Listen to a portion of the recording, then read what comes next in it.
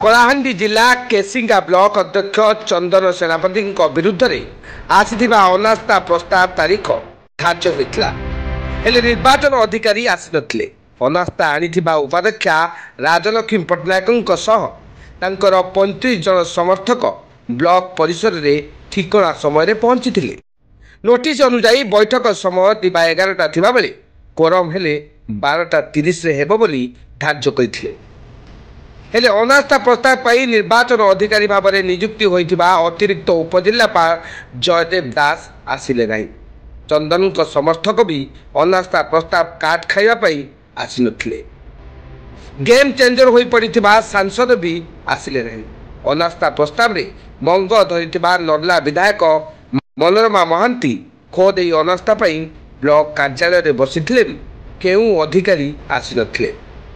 अनास्था प्रस्ताव पाई प्रस्तुत हो आसिथिबा सरपंच और समिति सभ्य माने निराश होथिले। एबे 6 गोटी सरपंचक विरुद्ध रे अनास्था प्रस्ताव आगत होइतिबारु आगकू किछि भी होई पारे। अनास्था हेबो कि नाही बोली संदेह मध्य सृष्टि होइछि।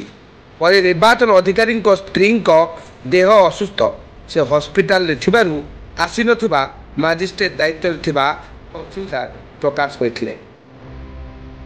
आज एक्चुअली जे प्रिजाइडिंग ऑफिसर थिले तांकर वाइफ रो स्वास्थ्य सिवियर खराब अछि से बोधे आईसीयू रे अछंती।